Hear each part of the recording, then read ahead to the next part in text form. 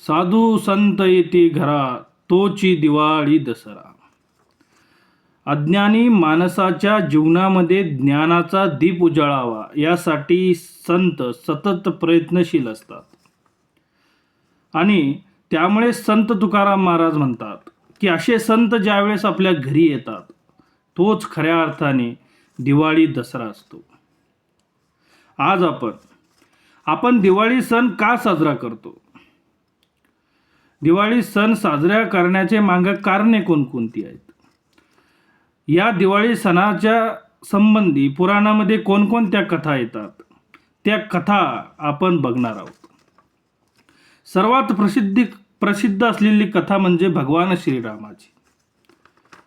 प्रभू रामचंद्र ज्यावेळेस 14 वर्षाचा वनवास आटपून रावणाचा वध करून माता सीतेसोबत आणि लक्ष्मणासोबत आपल्या जन्मभूमी अयोध्या नगरीमध्ये परततात, त्यावेळेस अयोध्या नगरीतील सगळ्या लोकांनी, सगळ्या जनतेने भगवान श्रीरामाचं स्वागत दीप प्रज्वलन करून केलं होतं.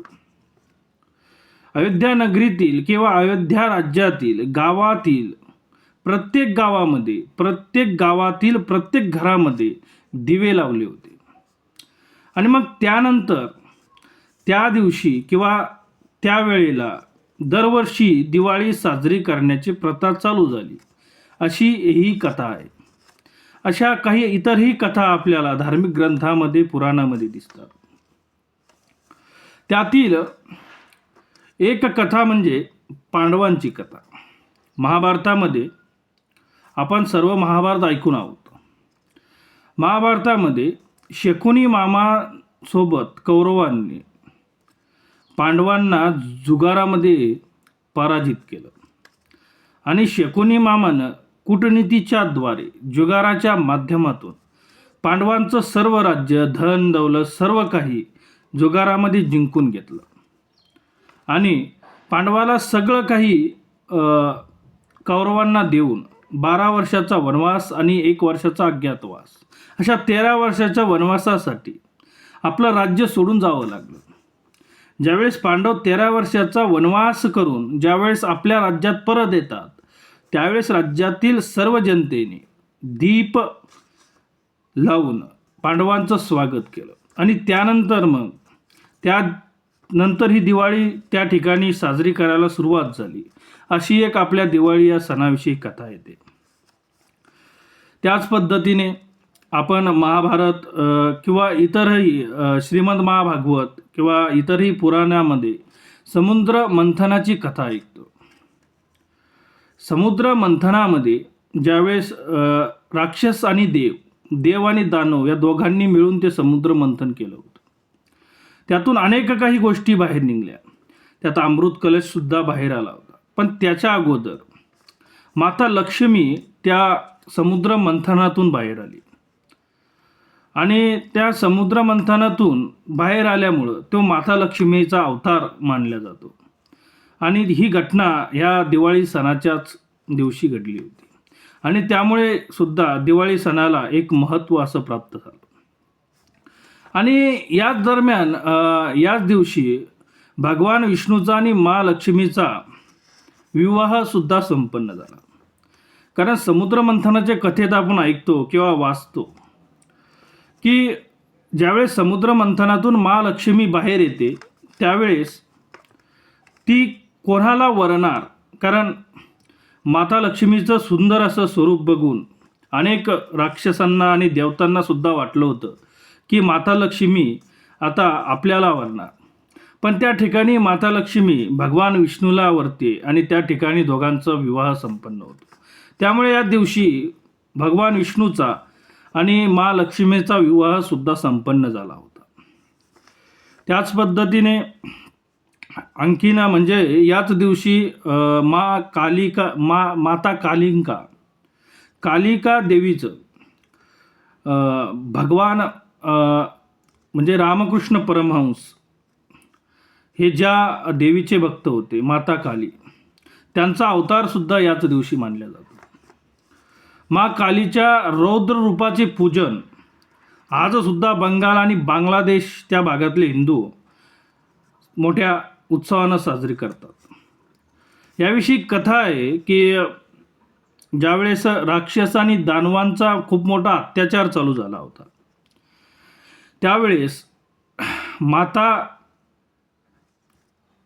माताने मा कालिकाचं रूप घेऊन, अवतार घेऊन त्या ठिकाणी सर्व राक्षसांचा वध केला.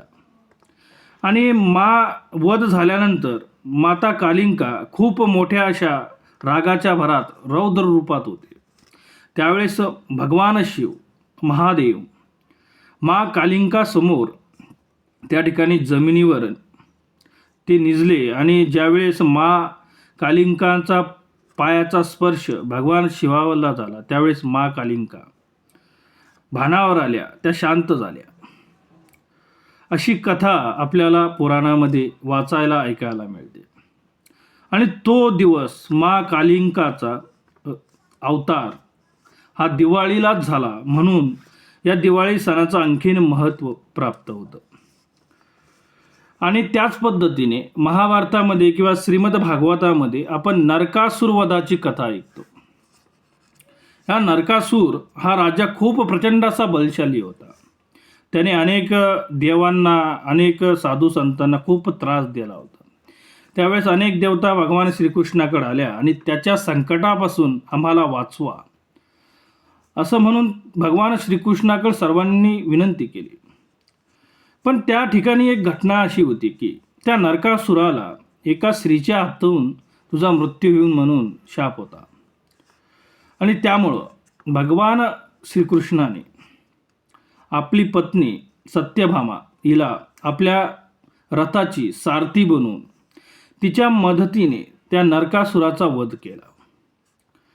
आणि त्या ठिकाणी नरकासुराच्या बंदिवासात ज्या 16,000 महिला होत्या त्यांना सुद्धा भगवान श्रीकृष्णाने मुक्त केले. आणि त्याच्यानंतर दुसऱ्या दिवशी दिवाळी साजरी झाली. आणि अशा प्रकारे महाभारतातली ही भगवान श्रीकृष्णानं ज्या नरकासुराच्या वधातून ज्या महिला आणि इतरही लोकांचं त्यांना मुक्त केलं, त्यांना वाचवलं. आणि म्हणून या दिवसाला आणखीन महत्त्व प्राप्त होतं. त्याच पद्धतीने आणखीन एक कथा आपल्याला या ठिकाणी दिसते, ती म्हणजे बळीराजाची कथा. आपण महाभारत ऐकतो किंवा श्रीमद भागवत किंवा इतरही पुराणं वाचतो, ऐकतो, त्यावेळेस आपल्याला भगवान विष्णूचे जे अवतार आहे वामनदेव, तर त्या वामनदेवांची कथा आपल्याला ऐकायला मिळते. भक्त प्रल्हाद आपल्या सर्वांचे परिचयाचे आहेत. त्यांच्याच वंशामध्ये बळीराजांचा जन्म झाला. बळीराजा हे त्रिलोकांचे स्वामी होते. तिन्ही लोकांचे ते अधिपती होते. त्यामुळे त्यांच्या पराक्रमाला भिवून सर्व देवता भगवान विष्णूकडे गेले आणि विष्णूंना शरण जाऊन त्यांनी या बळीराजापासून आम्हाला वाचवा अशी विनंती त्यांच्याकडे केली. त्यावेळेस भगवान शिवानी वामन देवांचा अवतार घेऊन त्या ठिकाणी, बळीराजा खूप दानशूर असा राजा होता, त्यामुळे बळीराजाकडे वामन देवांनी ज्यावेळेस त्या ठिकाणी बळीराजाच्या राज्यामध्ये यज्ञ चालू होता, त्यावेळेस त्या ठिकाणी जाऊन त्याला दान मागितले. त्यावेळेस काय दान हवं आहे असं विचारल्यानंतर ज्यावेळेस वामनदेवाने सांगितलं की मला 3 पाय, माझ्या 3 पाय बसेल एवढी जमीन भूमी पाहिजे. त्यावेळेस बळीराजाला वाटलं 3 पाय काय, कारण त्यावेळेस वामनदेव एक छोट्या बटुकधारी अर्थात एका ब्राह्मण मुलाच्या वेशात गेले होते. तर या लहान मुलाच्या 3 पायानं काय किती जमीन मोजल्या जाईल. बळीराजा म्हटला, अरे आणखीन काहीतरी चांगलं दान माग. पण वामन देवतांचं जे काही कार्य होतं ते खूप मोठं होतं. त्यांनी नाही, मला 3च पाय जमीन हवी आहे अशी ती खूप मोठी कथा आहे. तर त्यावेळेस बळीराजानं 3 पाय मावेल एवढी जमीन दिली. तर त्यावेळेस वामनदेवांनी 3ही लोक 3 पायामध्ये घेऊन बळीराजाला पाताळात नेऊन ठेवलं, अशी ती कथा आहे. तर बळीराजांच्या भगवान विष्णूने अर्थात वामनदेवाने बळीराजाला पाताळात नेऊन ठेवलं आणि पाताळातलं राज्य बळीराजाला दिलं.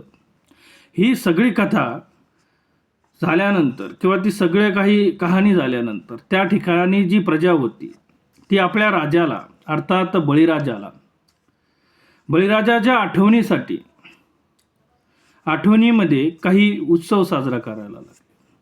तर ह्या बळीराजाची ही जी कथा आहे हिचा संबंध सुद्धा दिवाळी या सणाशी जोडला जातो आणि बळीराजाच्या आठवणीसाठी ही दिवाळी साजरी झाली किंवा त्या आठवणीमध्ये किंवा भगवान विष्णूनेच काही ठिकाणी असंही सांगितलं जातं की भगवान विष्णूनेच बळीराजाला आशीर्वाद दिला की तुझे दान बघून मी तुला एक आशीर्वाद देतो की तू जरी पाताळात गेला, पाताळात तुला राज्य मिळालं, तुला पाताळातलं राज्य देतो, पण या पूर्ती तलावर सुद्धा तुझ्या आठवणीसाठी आम्ही हे सर्व लोक दिवाळी साजरी करू. अशी ही बळीराजाची कथा. म्हणून आजही आपल्या ग्रामीण संस्कृतीमध्ये एक म्हण आहे, इडा पिडा टळो बळीराजाचं राज्य येऊ.